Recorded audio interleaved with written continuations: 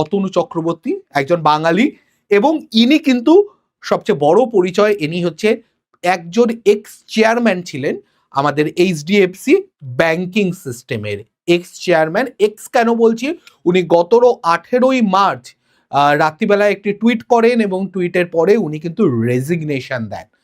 উনি সেইখানে যে লেটারটা লিখেছিলেন, সেই লেটারের মধ্যে ওনার যে বক্তব্যটা ছিল, সেই বক্তব্যটাও জানা গেছে, যেখানে উনি মানে ইংলিশেই লিখেছিলেন, বাট বাংলা তর্জমা করলে যেটা দাঁড়ায়, গত 2 বছরে ব্যাংকের ভেতরে এমন কিছু প্র্যাকটিস দেখেছি যা আমার ব্যক্তিগত মূল্যবোধ এবং নীতির সঙ্গে, পার্সোনাল ভ্যালুজ অ্যান্ড এথিক্সের সঙ্গে ম্যাচ খায় না, মেল খায় না, যার জন্য আমি এই জিনিসটার থেকে রিজাইন করছি, আমি নিজেকে সরিয়ে আনতে চাইছি। এবার এর মধ্যে অনেকগুলো বক্তব্য আছে। একজন কি হতে পারে, একজন চেয়ারম্যান রিজাইন করেছে, তার বদলে অন্য একজন চেয়ারম্যান আসবেন, খুব স্বাভাবিক ব্যাপার, কোনো অসুবিধা নেই। কিন্তু তাতে এখানে কি পরিবর্তন হয়েছে, কেন এর ফলে প্রায় একদিনে 9% শেয়ার ভ্যালু ফল করেছে, শেয়ার মার্কেটে 9% শেয়ারের পতন হয়েছে,